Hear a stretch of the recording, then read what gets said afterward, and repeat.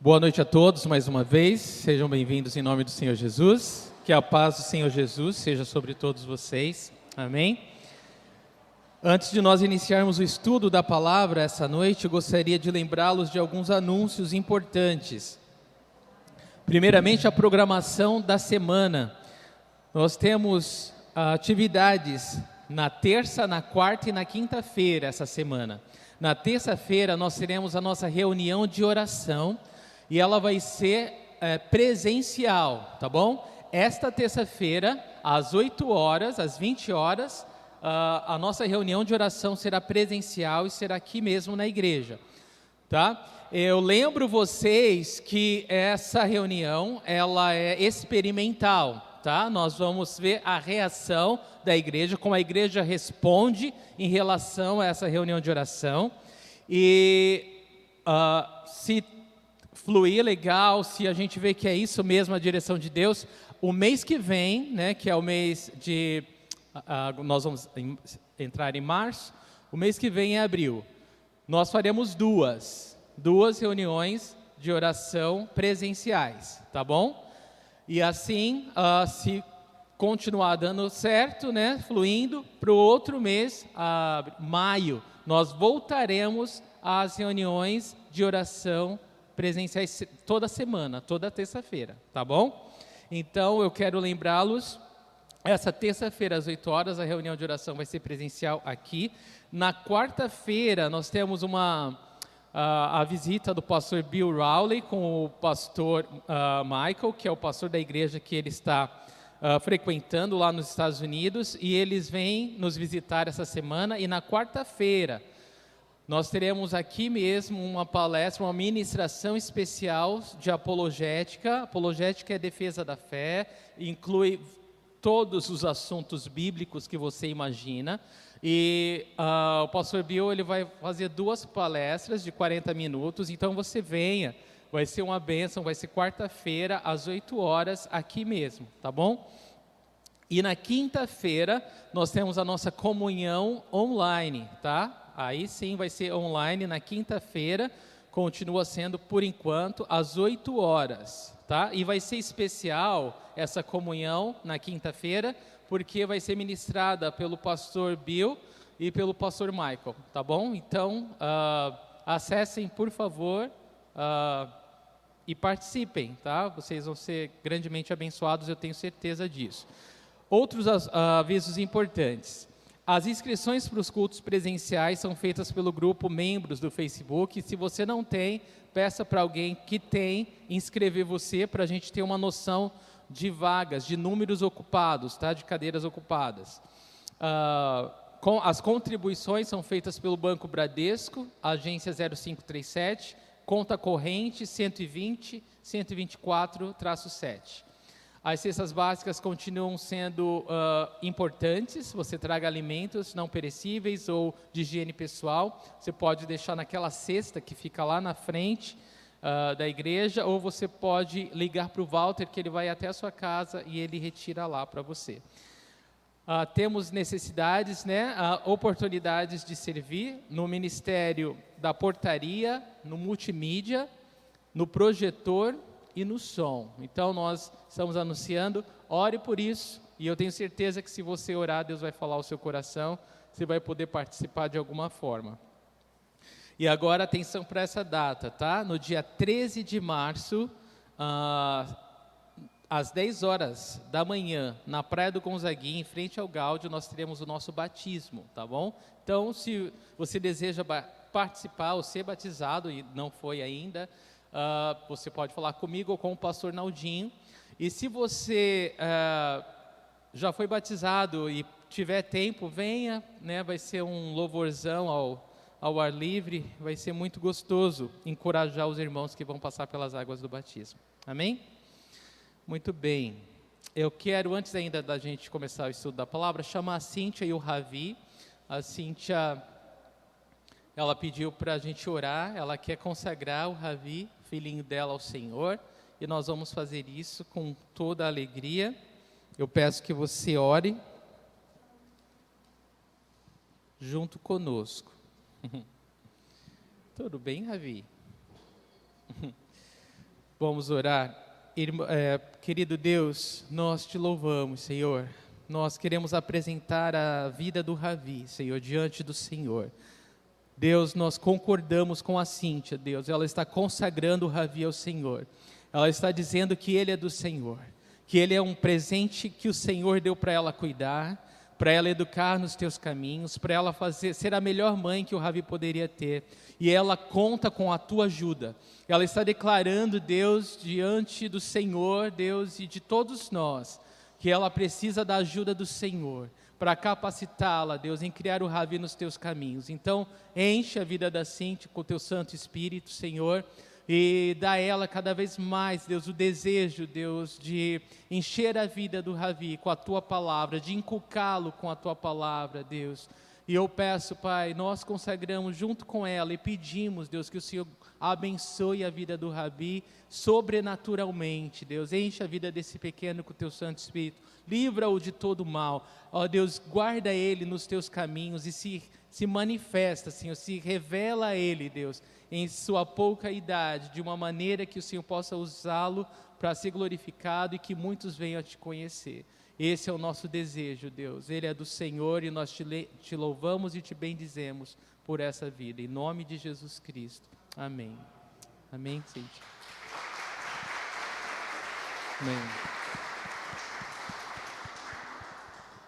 Glória a Deus. Então, abra comigo, irmãos, a sua Bíblia no Evangelho de Lucas, capítulo 20.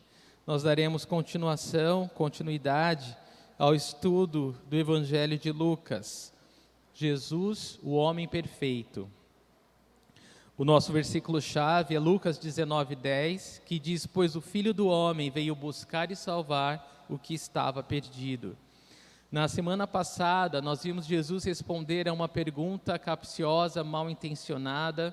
Os fariseus e os herodianos, que eram duas facções do judaísmo da época de Jesus, eles pagaram alguns espias, alguns homens, para se fingirem de justos e perguntarem para Jesus sobre os impostos, se era lícito, se era correto ou não pagar imposto a César. Eles fizeram essa pergunta com o intuito de prender Jesus e que ele fosse condenado à morte. Nós vimos como Jesus, cheio de sabedoria, respondeu àqueles homens, como o Senhor calou eles com a sua resposta. E essa noite nós vamos ver uma outra facção, os saduceus, que também era um grupo religioso do judaísmo da época de Jesus. A gente vai falar mais deles daqui a pouco, mas agora é a vez deles, é a vez deles na fila, de tentar pegar Jesus com alguma palavra ou com essa pergunta que eles vão fazer hoje, E nós vamos ver a resposta que o Senhor dá a eles, a essa tentativa frustrada deles, de ridicularizar Jesus com uma pergunta sobre poligamia no céu. E a gente vai ver como Jesus responde a essa coisa absurda aqui. Nós vamos ler Lucas, capítulo 20, do versículo 27 ao 40. Lucas 20, de 27 a 40. Diz assim: alguns dos saduceus, que dizem que não há ressurreição, aproximaram-se de Jesus com a seguinte questão: mestre, disseram eles, Moisés nos deixou escrito que se o irmão de um homem morrer e deixar a mulher sem filhos, este deverá casar-se com a viúva e ter filhos para seu irmão.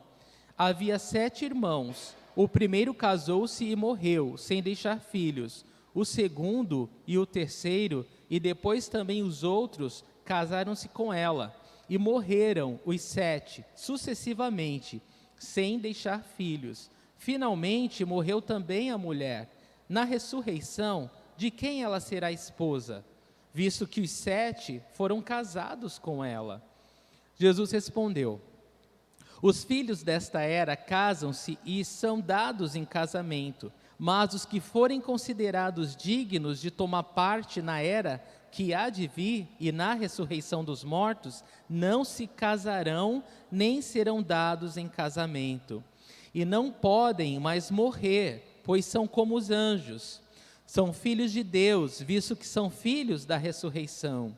E que os mortos ressuscitam, já Moisés mostrou no relato da sarça, quando ao Senhor ele chama Deus de Abraão, Deus de Isaque e Deus de Jacó. Ele não é Deus de mortos, mas de vivos, pois para ele todos vivem. Alguns dos mestres da lei disseram: respondeste bem, mestre, e ninguém mais ousava fazer-lhe perguntas. Querido Deus, nós te louvamos, Senhor, mais uma vez, e pedimos ao Senhor misericórdia sobre esse tempo, sobre as nossas vidas. Eu peço, Deus, misericórdia especialmente sobre a minha vida, peço que graça sobre graça me sejam derramadas nesse momento, Deus, que o Teu Espírito Santo tenha a preeminência, Senhor, e guie-nos, ó Deus, nesse estudo, que o Senhor nos capacite, Senhor, me capacite a falar a Tua palavra de modo que todos possam compreendê-la, que o Senhor libere os Teus dons, Senhor, ensino, profecia, palavra de sabedoria, de conhecimento, Senhor, ó meu Deus, cura, Senhor, fique à vontade, meu Senhor, nesse tempo e toca os corações, Pai. Eu oro que o Senhor capture as mentes e os corações nesse momento e que ministre com toda a liberdade sobre as nossas vidas, Senhor. Nós confiamos em Ti, Deus, nós esperamos em Ti, Senhor, e Te agradecemos de antemão, Senhor, por tudo que o Senhor está fazendo e vai fazer, em nome do Senhor Jesus Cristo. Amém. Amém, queridos. O tema da mensagem de hoje é o Deus dos vivos. Versículo 27.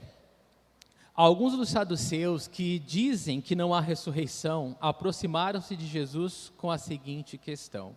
Então vamos falar um pouco mais desse grupo, dessa facção dos saduceus, que era um grupo, né, dentre do judaísmo ali em Israel. Mas quem eram esses? Esses eram interessantes, se você ouvir. Eles eram os materialistas da época, até porque eles não criam na ressurreição. Então, isso quer dizer que eles não acreditavam em vida após a morte, né? Quando aqui fala que eles não acreditavam na ressurreição, significa que para eles aqui esse mundo é tudo. E quando a pessoa morre, acaba corpo, acaba alma, acaba espírito, acaba tudo. Não existe nada, né? Não sobra nada.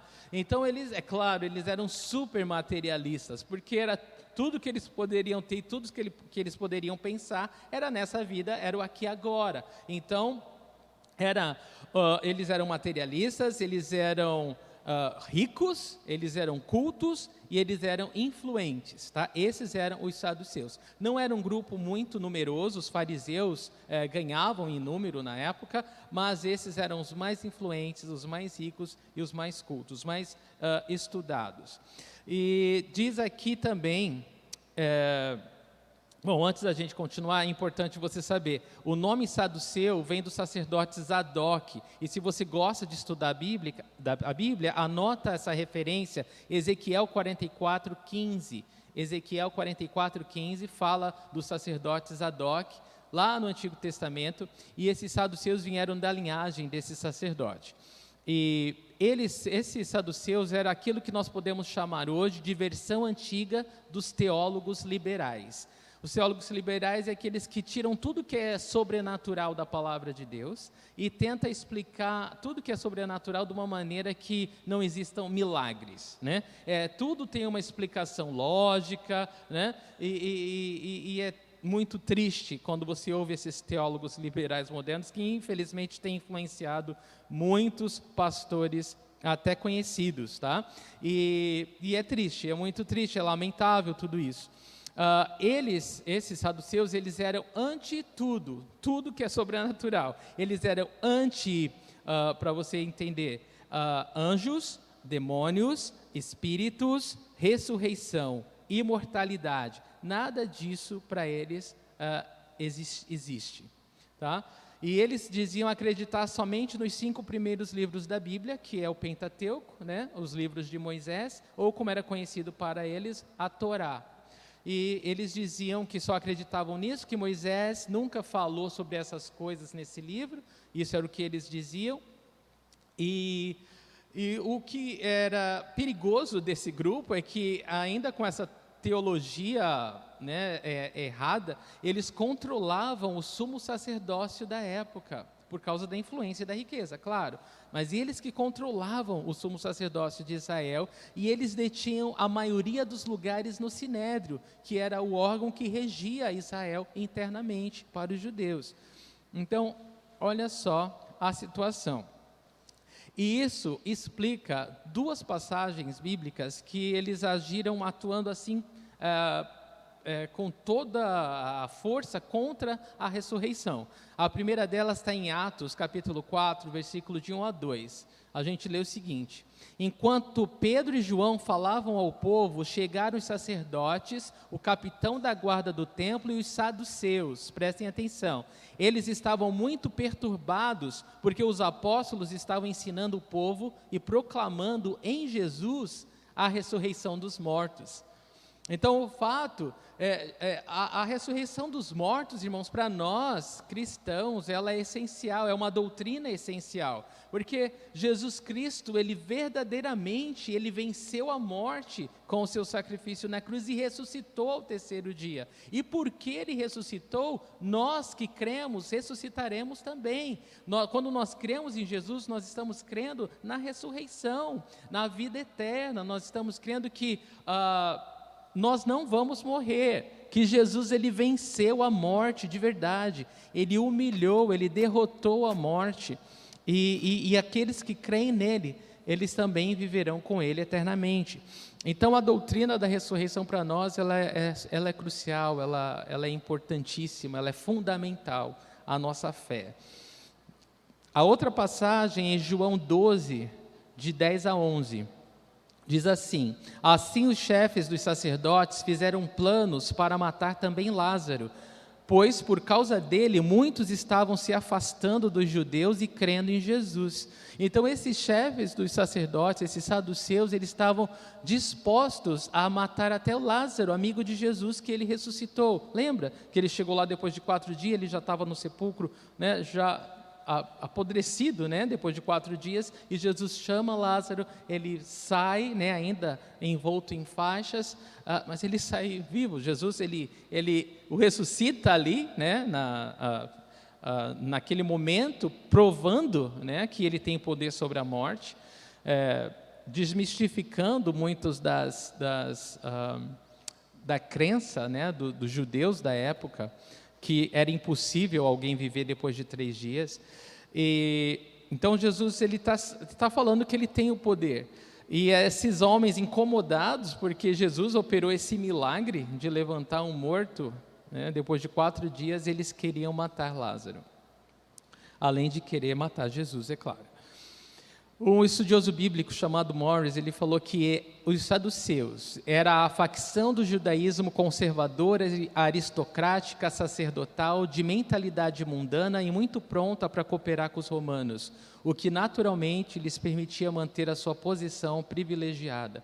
Então, só para vocês entenderem, esses homens que estão vindo a Jesus agora para fazer essa pergunta e tentar pegá-lo em alguma falha, era uma casta, era um povo muito ruim, muito malvado, tá? E então são esses homens, essa elite, né, que chega a Jesus agora para pegá-lo. Versículo 28. Então eles falam: mestre, disseram eles, Moisés nos deixou escrito que se o irmão de um homem morrer e deixar a mulher sem filhos, este deverá casar-se com a viúva e ter filhos para seu irmão. Então, antes de fazer a pergunta, eles dão um contexto, né? Eles falam para Jesus sobre essa lei do levirato que está lá. A lei do levirato você encontra, você que é estudante da Bíblia, em Gênesis capítulo 38 e Deuteronômio 25, de 5 a 10. Você vai ver... Você vai ler sobre essa lei. Essa lei que Deus deu através de Moisés, falava exatamente isso que ele está falando. Se um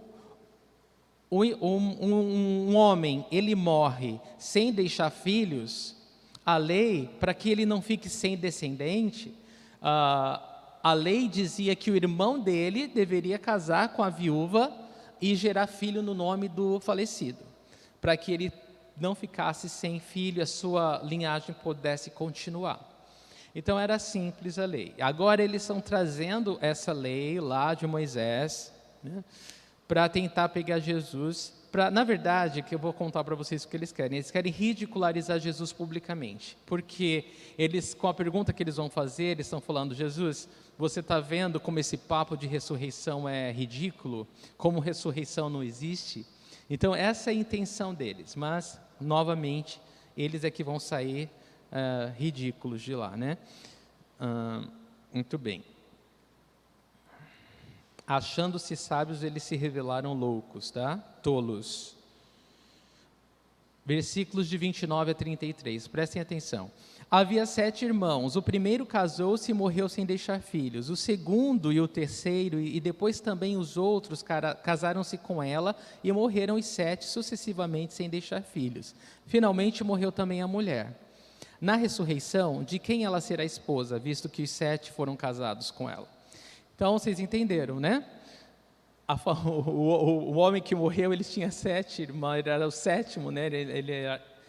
Ele tinha uma família, ele vinha de uma família de 7 irmãos, e todos os irmãos casaram com a viúva e morreram, sem deixar filhos. E a pergunta deles é: e aí, na ressurreição, ela vai ser casada com qual dos 7, se ela casou com todos, né? Então, deu para entender a pergunta deles. E eles querem, claro, novamente, né, que todo mundo veja assim: olha aí, eu nunca pensei nisso. Ele queria que as pessoas falassem: olha, que inteligente essa pergunta. Nunca pensei nisso, está vendo? Está vendo só como eles têm razão? Esse papo de ressurreição é careta, né? Isso não existe. Então, eles fizeram essa pergunta, que é hipotética, né? Claro que não existiu nenhum caso desse, mas eles montaram essa história para pegar Jesus. Spurgeon, falando a respeito da pergunta, ele diz o seguinte, é um pregador inglês, ele diz assim: provavelmente essa era uma das histórias que eles tinham no seu estoque, porque tinham o hábito de contar algo para ridicularizar a crença na ressurreição. Das seitas do judaísmo, essa era a única que não acreditava na ressurreição. Então, eles tinham essas histórias para poder, né, contrariar os demais. Mas olha só, Jesus ele vai mostrar que a crença, essa crença deles, né, o fato deles não acreditar na ressurreição, ele não vai só contra a palavra de Deus, mas também eles limitam o poder de Deus, né? E isso é bem interessante. E Jesus ele vai responder de forma simples, né? Ele vai falar: ó, amigo, no céu não tem casamento, ponto. Jesus ele vai dar uma de nocaute, né? Vai ser bem rápido, mas a gente pode mergulhar um pouco e falar um pouquinho mais sobre isso, tá? Versículos de 34 a 35. Jesus respondeu: os filhos desta era casam-se e são dados em casamento, mas os que forem considerados dignos de tomar parte na era que há de vir e na ressurreição dos mortos, não se casarão, nem serão dados em casamento. Então Jesus está falando para eles, primeiramente, casamento é para agora. Agora, porque existe necessidade de casar, de se manter puro, se manter fiel, de procriar. Então agora está o casamento ele faz sentido agora, né? Existe morte, né? Então a vida, né? Um ciclo da vida. Então agora o casamento ele faz total sentido. Mas no céu não tem morte, no céu não tem tempo, né? No céu não tem pecado. Então não existe nada que a gente possa comparar com a terra. Às vezes as pessoas pensam que não, agora a vida após a morte é uma continuação dessa vida e a gente leva, né, todas as bagagens, né, daqui para lá, a gente só muda e não funciona desse jeito. Nós seremos, a gente vai falar com mais calma isso, mas é importante vocês saberem que quando a gente morre, a gente não vai provar a morte, né? A gente não vai saber o que é a morte, nós que cremos em Jesus, e nós vamos receber um corpo glorioso, glorificado, como o de Jesus Cristo, que é próprio para o céu. Esse corpo que nós temos, ele é próprio para a terra, e aqui ele vai perecendo, né? Ele vai se decompondo, as células vão morrendo. Esse é um corpo que vai acabar, né? Ele é finito. Agora, no céu, onde não há tempo, na eternidade, esse corpo não serve. Então, nós vamos receber um novo corpo, um corpo que não perece, um corpo que não fica velho, um corpo que não acaba, que não fica doente, né? No céu não haverá dor, nem lágrimas, nem tristeza, e nós vamos ter um corpo próprio para o céu, próprio para essa nova fase da nossa vida. E a gente vai falar um pouco como Paulo ele fala disso. Ele fala que agora o nosso corpo é uma semente, né? Mas na eternidade, no corpo que nós vamos receber, é como se fossem os frutos e as flores dessa semente. Então, é você, né? Mas é você agora eterno, é você agora que não vai acabar mais, né? Com um corpo que não vai acabar mais. Deus, prestem atenção, irmãos, Jesus ele nos salva inteiramente, ele salva o homem, corpo, alma e espírito. Então quer dizer que ainda que esse corpo que carrega, né, o peso do pecado pereça, nós vamos receber um corpo novo. A nossa alma, ela é eterna. A alma do homem é eterna. A questão toda é se nós vamos passar a eternidade com Deus ou longe de Deus. Mas a alma é eterna. Então Jesus ele vai explicar, mas é interessante que Jesus ele vai usar, adivinha o que para ensinar esses homens? Uma passagem dos livros de Moisés. Ele vai usar uma passagem dentro dos 5 livros que eles acreditavam, ou diziam acreditar, porque na verdade eles tiravam do livro que desagradava a eles, né? É claro. Mas Jesus ele vai usar a passagem de Moisés para ensinar sobre ressurreição para eles, sobre vida eterna, e vai ser tremendo. Mas Jesus ele deixa claro primeiro que no céu não há necessidade de casamento. Então ele já desmantelou a pergunta deles. Toda a astúcia deles em pegar Jesus foi quebrada agora com a resposta do Senhor. Mas veja só, Jesus ele vai lembrar eles que a vida na ressurreição é bem diferente dessa vida. Tá? Lá não vai ter pecado, não vai ter morte, lá vai ser perfeito. E algumas pessoas falam assim, mas como vai ser triste, né? A minha esposa no céu, nós não vamos ser mais casados. Mas é interessante, irmãos, você considerar o que a palavra de Deus diz. A Bíblia ela não fala muitos detalhes sobre essa vida, né, no porvir, mas ela dá coisas assim que são satisfatórias para a nossa fé. A Bíblia deixa claro que nós vamos nos reconhecer. Você lembra da passagem daquele homem, Lucas, do rico e do Lázaro? Que, deixa eu avisar meus irmãos para eles não virem para cá. Então, nós vamos ser capazes de nos reconhecermos, nós vamos nos identificar no céu. Mas não vai ser um corpo novo, mas de alguma forma, esse novo corpo vai lembrar a gente desse corpo antigo. Então não vai ser esse corpo antigo, mas o corpo novo, que é eterno, ele vai lembrar, as pessoas vão conseguir se identificar no céu. E isso é glorioso, e a Bíblia deixa isso claro para nós. Uma outra coisa maravilhosa, ainda que a Bíblia fala que o casamento ele é para toda a vida, né, na terra, né, e depois até que a morte separe. Então, quando o marido ou a mulher morre, então o outro é livre para casar novamente. E eu sei que a gente coloca muito foco em algumas coisas que são passageiras, né? Mas o foco que a palavra de Deus nos dá é aquilo que é eterno. Então, imagina, algumas pessoas, por várias razões, ela vai casar várias vezes, né?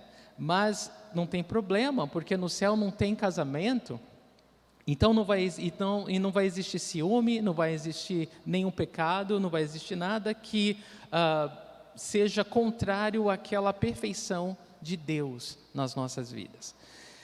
Então, não se preocupe em relação a isso. Nós não vamos sentir falta de nada no céu, nós vamos ser supridos em todas as coisas. Algumas pessoas falam, mas Deus vai nos privar de alguns prazeres no céu. Não, pelo contrário, os prazeres celestiais, eles vão ser muito maiores do que os prazeres terrenos, tá? Então não fica pensando no que você vai perder, porque você só tem a ganhar.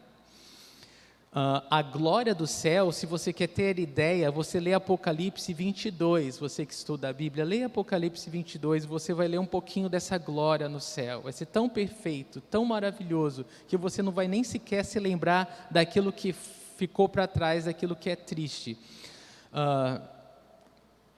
Jesus, quando ele ressuscitou dentre os mortos, você lembra quando Maria Madalena foi lá e ela a princípio não o reconheceu, pensou que era o jardineiro, mas quando ele falou, Maria, na hora ela reconheceu, ela falou, Rabone, mestre, é o Senhor, eu sei que é o Senhor.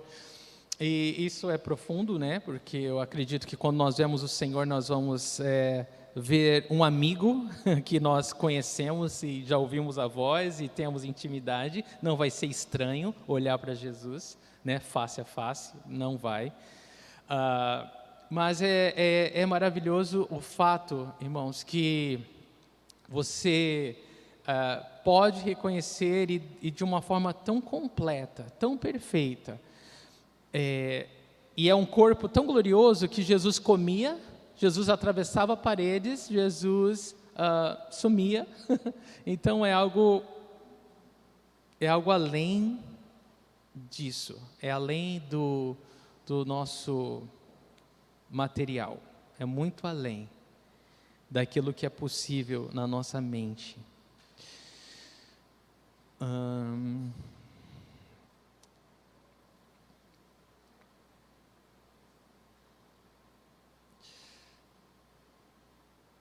E antes da gente passar adiante, eu só quero dizer que algumas seitas, né, na Terra, como os Mormons, até os muçulmanos, né, eles têm instruções dos seus líderes, né, oferecendo um céu com prazeres carnais, né.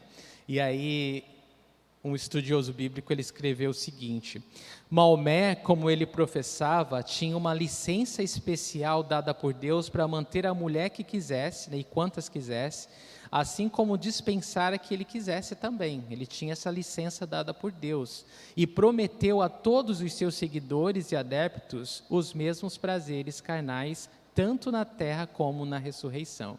Então, o modo desses líderes arrebanhar, né, adeptos, seguidores, era prometendo um harém no céu, era prometendo alguma coisa, né, que atraísse eles com os prazeres aqui da terra. Versículo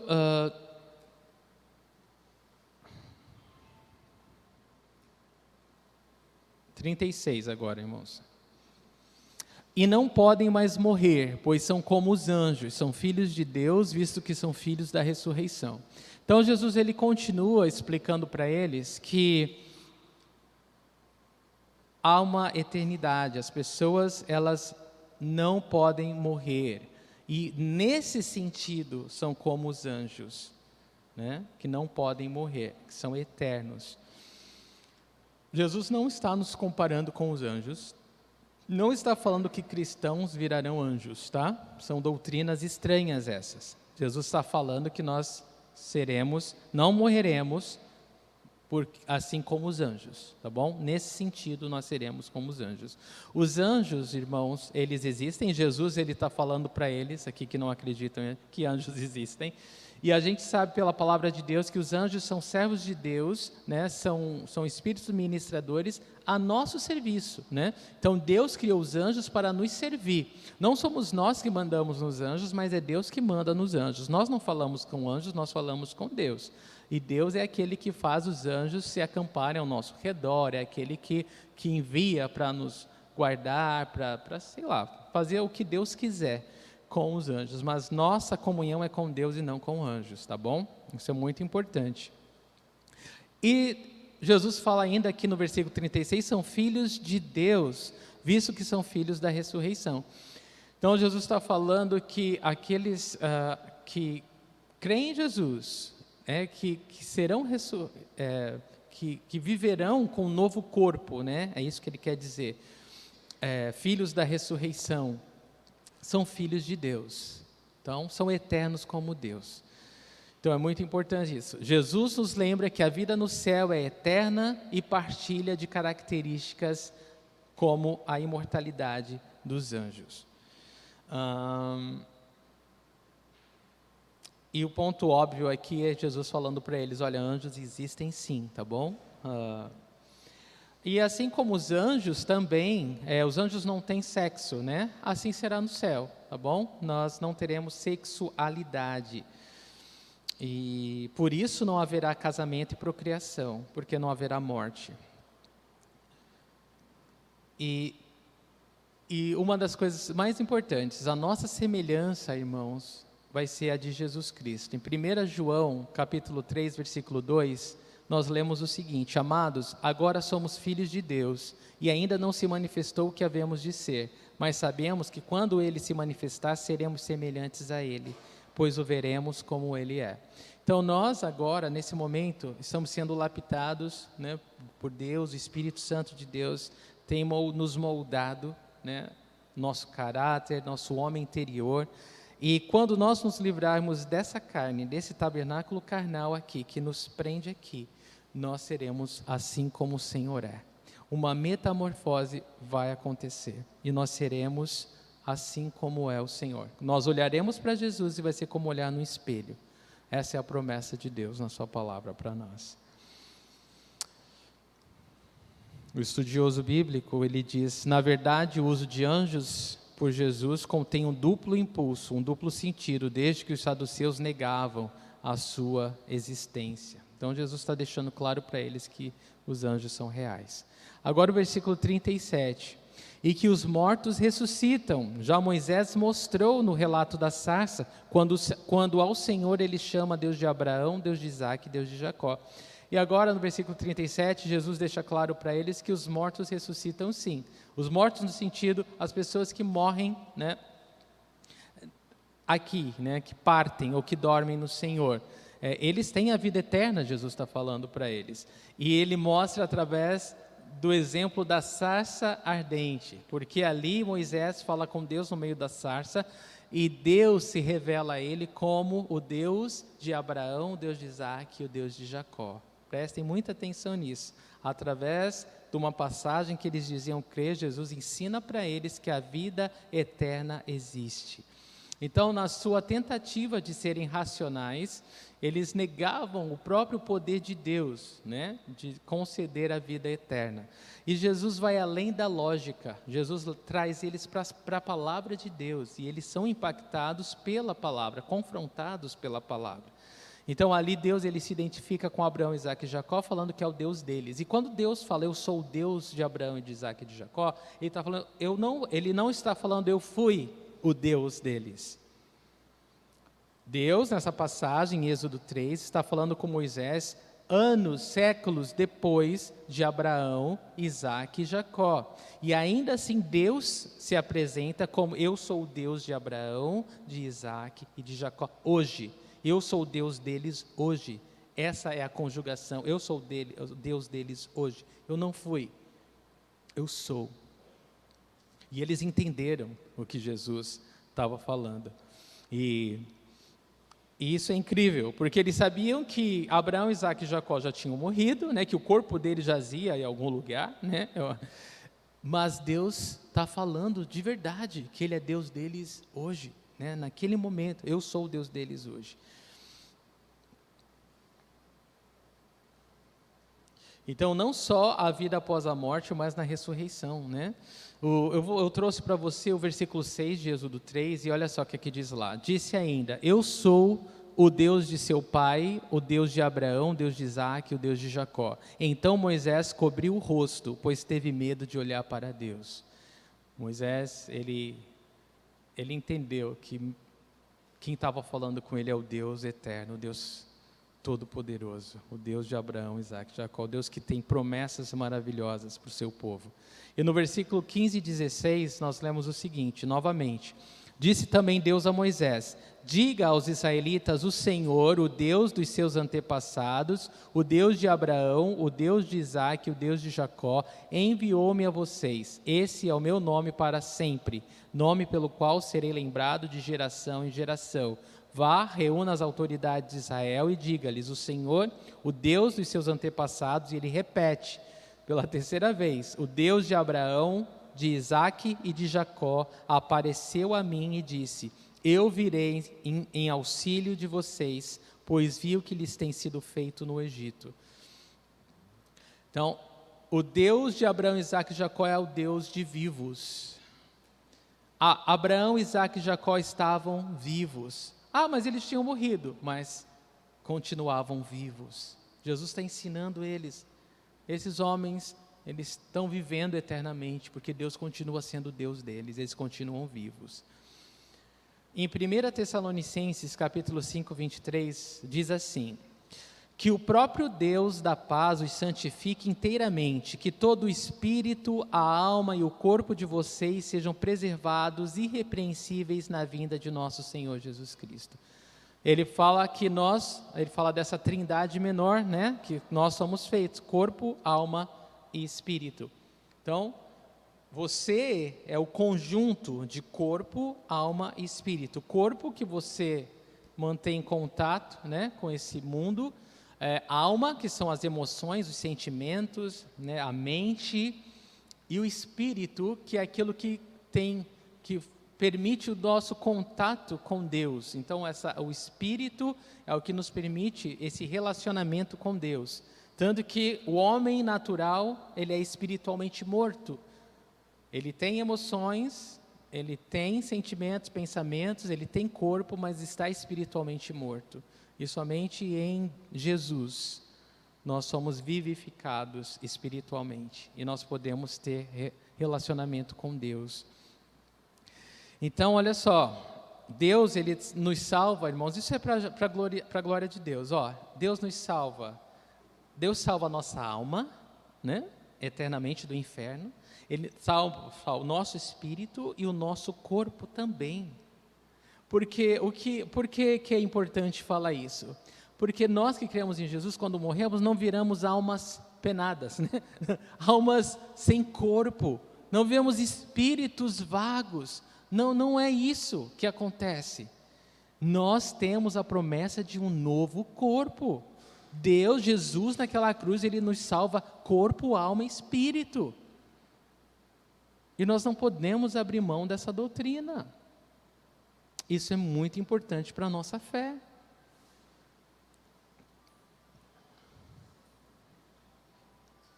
Aqueles que partiram, irmãos, no Senhor, eles estão vivos.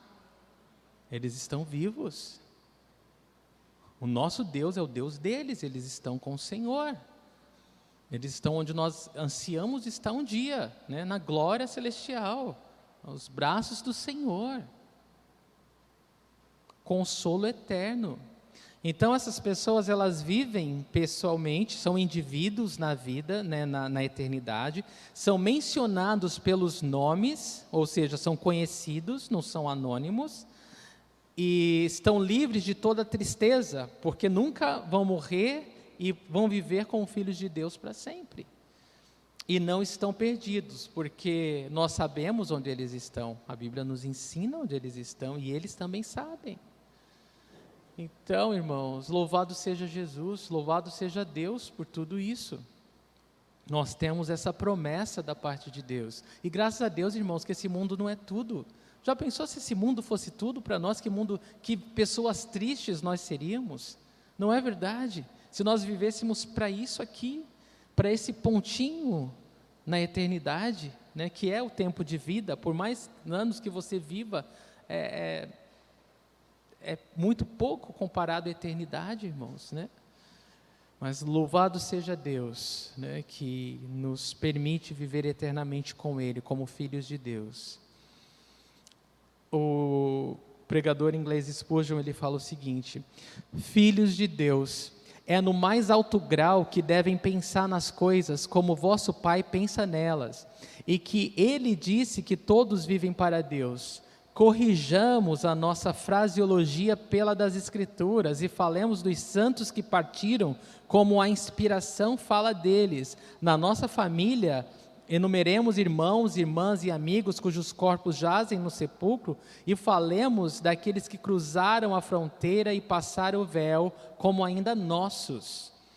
Eles só foram na nossa frente, mas continuam vivos para a glória de Deus. Louvado seja o Senhor. Versículo 38. Ele não é Deus de mortos, mas de vivos, pois para Ele todos vivem. Então, irmãos, é isso que Jesus ensinou a eles e Jesus deseja nos ensinar. Deus não é Deus de mortos. O nosso Deus é vivo e Ele é Deus de vivos. Amém? Você não saberá nunca o que é morte. Nunca. Você nunca vai provar a morte, porque Jesus, Ele venceu a morte. Ele derrotou a morte. Você vai fechar os olhos aqui, vai abrir na presença do Senhor. É o que a Bíblia fala para a gente. Ah, mas não tem um meio termo, um sono da alma. Não, não tem, não existe, isso não é bíblico. É fechar os olhos aqui e abrir na presença do Senhor. E a promessa é além disso, é um novo corpo glorioso como o de Cristo. Louvado seja Deus, meus irmãos. Como seria possível Deus manter as promessas de novo céu, uma nova terra, se não houvesse um novo corpo para nós? Como seria limitado o seu poder, se nós fôssemos simplesmente espíritos? Ele nos prometeu um novo corpo também, e Ele quer que a gente saiba disso. Então Jesus, Ele ensina para os saduceus que negavam a ressurreição, que existem anjos, que existe a realidade da vida depois da morte e que existe a ressurreição. E Ele fez tudo isso ensinando de uma passagem de Moisés. Ele poderia ter usado outras passagens, sim, mas Ele se limitou àquilo que eles diziam acreditar, para que Ele pudesse ser eficaz no ensino dele. Versículos 39 e 40. Alguns dos mestres da lei disseram: respondeste bem, mestre, e ninguém mais ousava fazer-lhe perguntas. Esses mestres da lei, os saduceus, eles eram a elite, né, sacerdotal, mas eram poucos, né, não eram grande em número, mas os fariseus eram.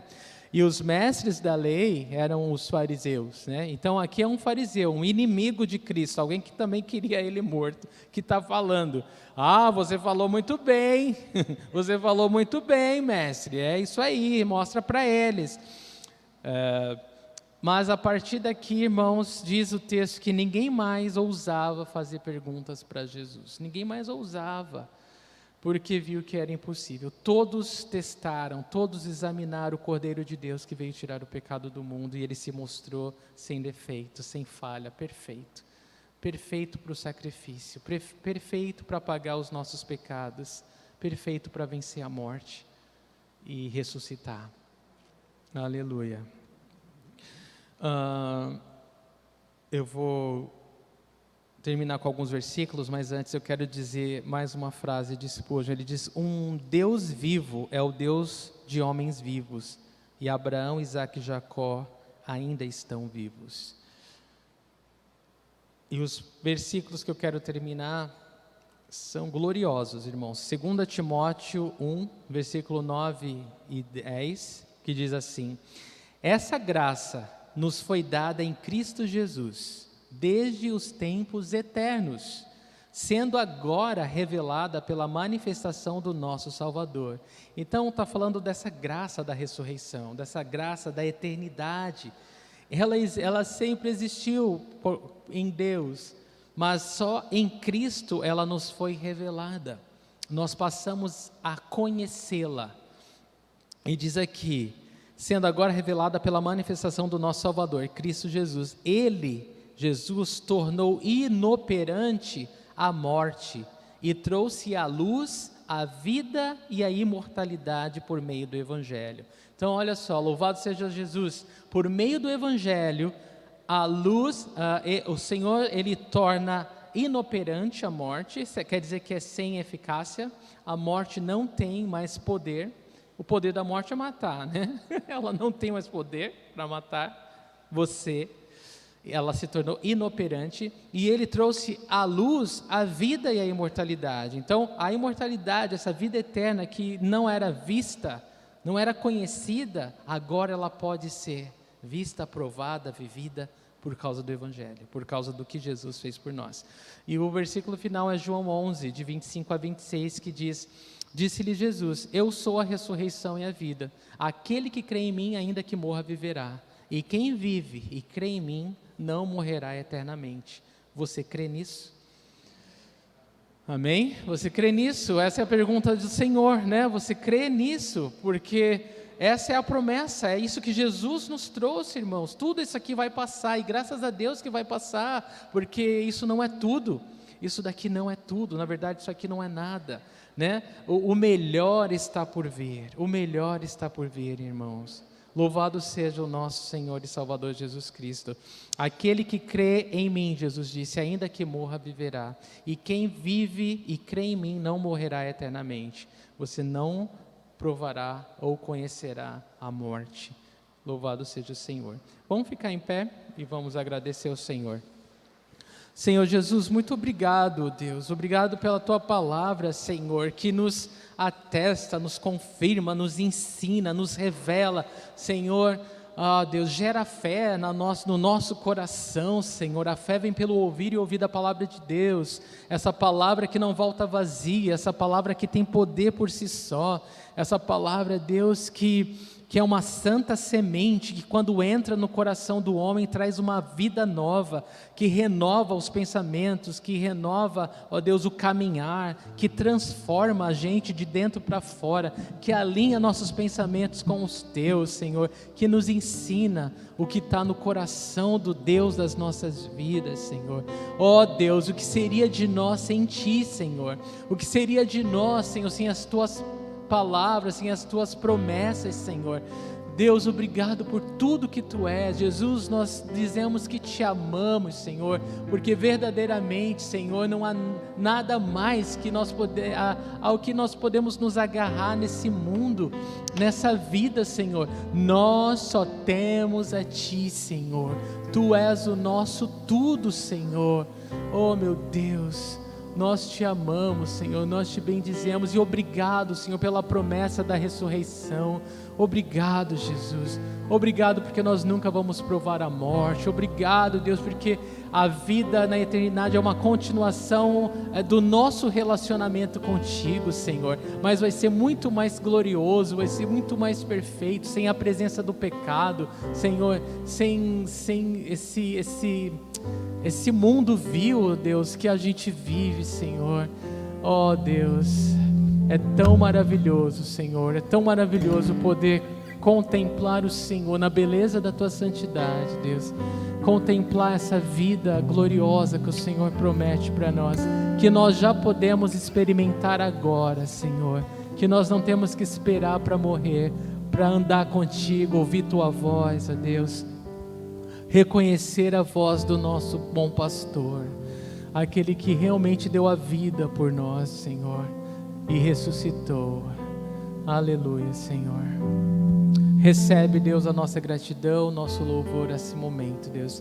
Eu peço por todos que estão entre nós ou ouvindo em casa essa palavra, que ainda não conhecem o Senhor, que creiam no Senhor Jesus, que, ó Deus, recebam o perdão que o Senhor oferece através da cruz, que se tornem filhos de Deus e não apenas criatura de Deus, que tenham o Teu Santo Espírito morando, habitando dentro deles, ensinando a cada dia a caminhar contigo. Em nome de Jesus, oramos, Senhor, pelos familiares nossos que não Te conhecem ainda. Queremos nos reunir com eles, Senhor, na eternidade, ao redor da Tua mesa, Senhor. Queremos que eles também sejam testemunhas vivas do poder da Tua ressurreição, Senhor. Nós oramos em fé, Pai, e nós Te agradecemos, Senhor, em nome do Senhor Jesus Cristo. Amém. Deus abençoe.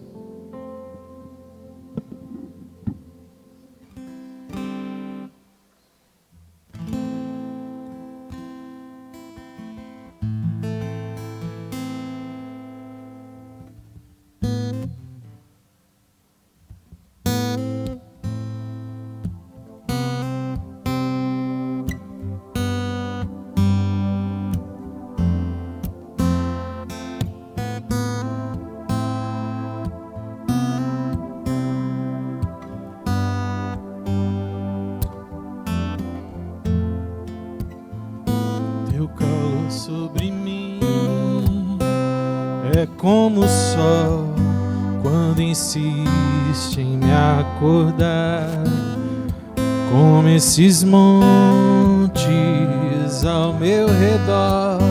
Tu és a minha muralha, a perfeição da criação.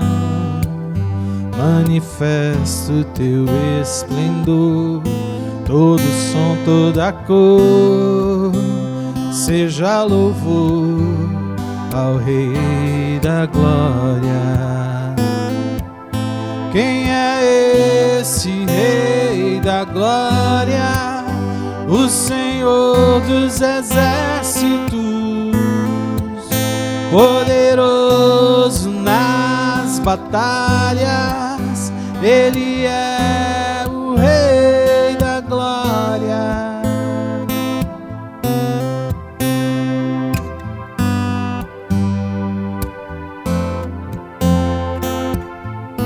Teu convite diz que há um lugar pra mim. O teu amor me fez inocente. E se do barro em tuas mãos sai algo bom, o que dizer da obra terminada?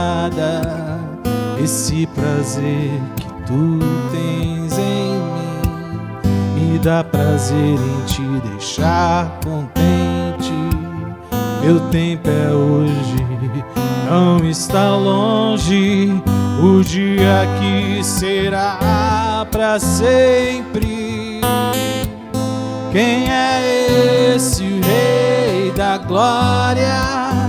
O Senhor dos exércitos, poderoso nas batalhas. Ele é o Rei da Glória. Quem é esse Rei da Glória? O Senhor dos exércitos, poderoso nas batalhas. Ele é o Rei. Oh, oh, oh, oh, oh.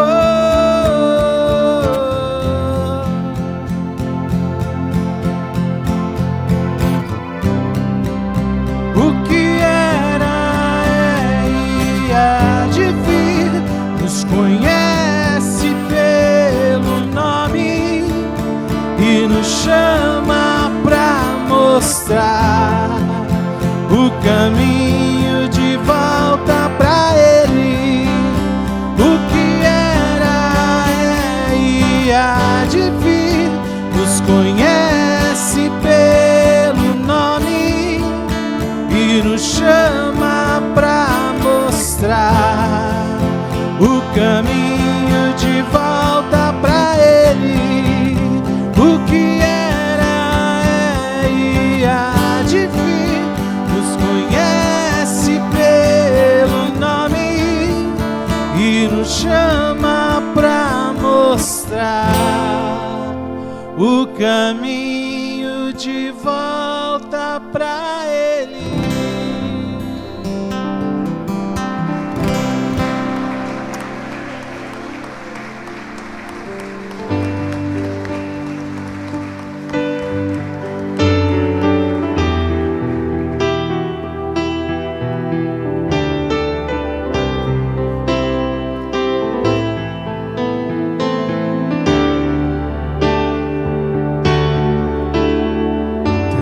Olhos revelam que eu nada posso esconder, que não sou nada sem ti, ó fiel Senhor. Tudo sabes de mim quando sondas meu coração, tudo podes ver bem dentro de mim. Leva minha vida a uma só verdade,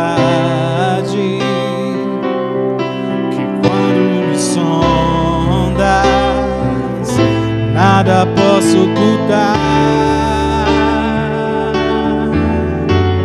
Sei que a tua fidelidade leva minha vida mais além do que eu posso imaginar. Sei que não posso negar que os teus olhos sobre mim me enchem da tua paz. Teus olhos revelam que eu nada posso esconder e não sou nada sem ti, ó fiel Senhor. Tudo sabes de mim quando sondas meu coração. Tudo podes ver dentro de mim. Leva minha vida a uma só verdade, que quando me sondas nada posso ocultar. Sei que a tua fidelidade leva minha vida mais além do que eu posso imaginar. Sei que não posso negar que os teus olhos sobre mim me enchem da tua paz. Sei que a tua fidelidade leva minha vida mais além do que eu posso imaginar.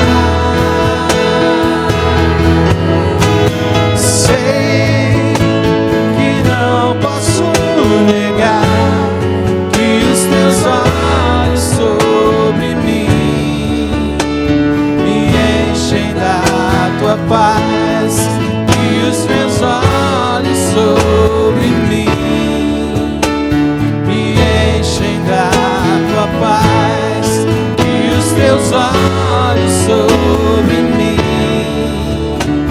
me enchem da tua paz.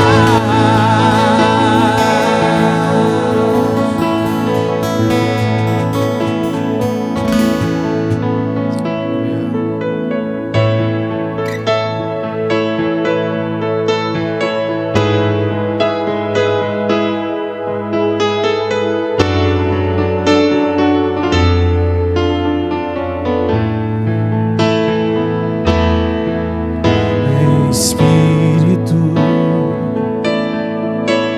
e verdade,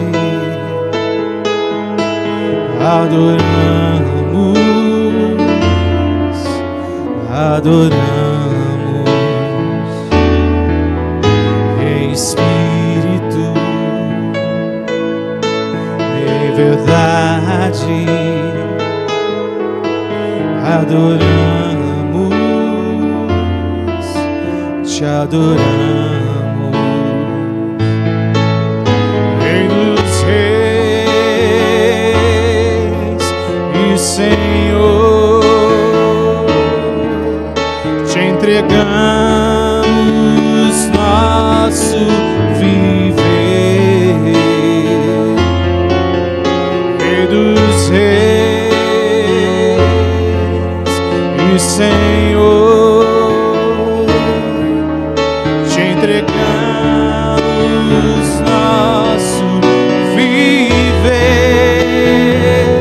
pra te adorar, ó Rei dos Reis. Foi que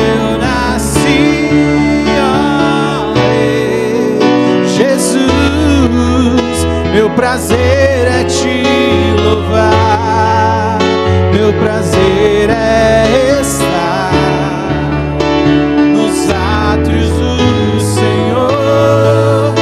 Meu prazer é viver na casa de Deus, onde flui o amor, pra te adorar, Senhor, pra te adorar.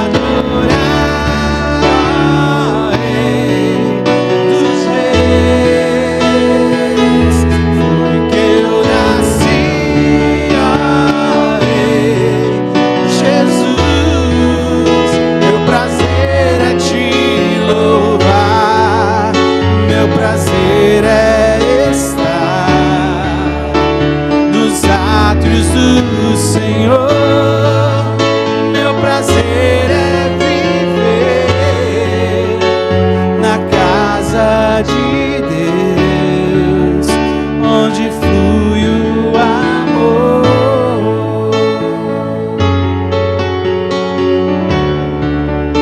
onde flui o amor,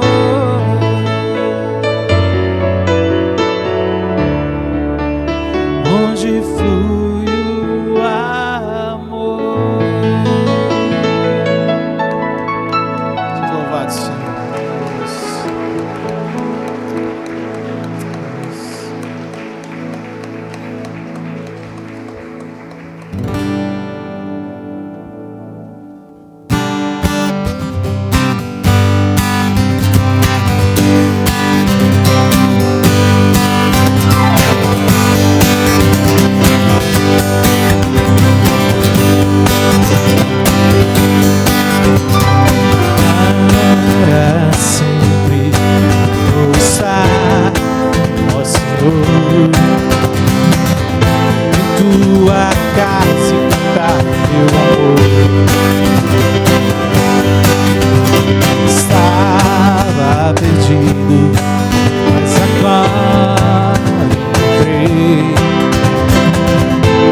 Misericórdia na tua cruz,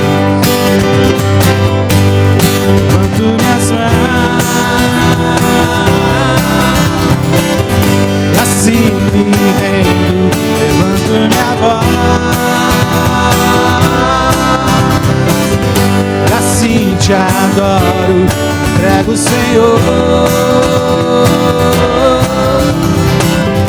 completamente. O teu nome estará em meus lábios para sempre.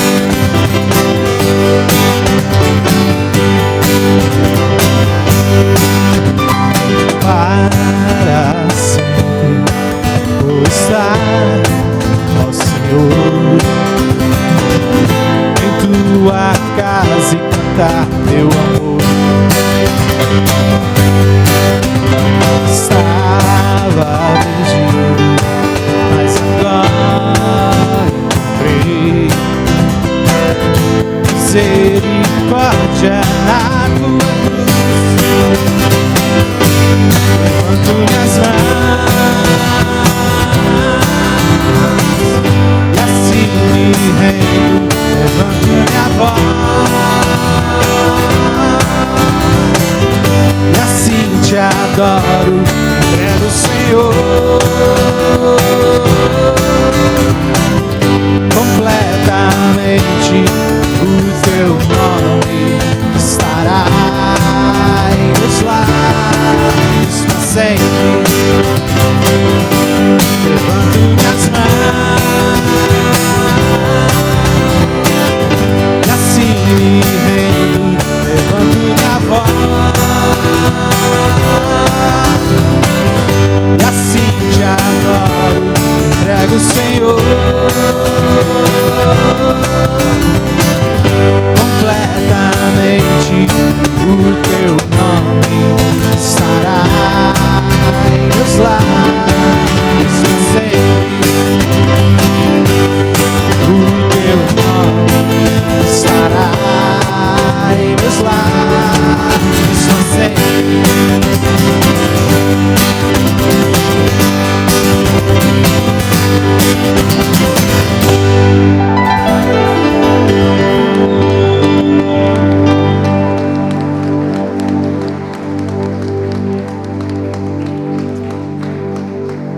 Deus abençoe a todos vocês e os mantenham nessa empolgação. Em nome de Jesus.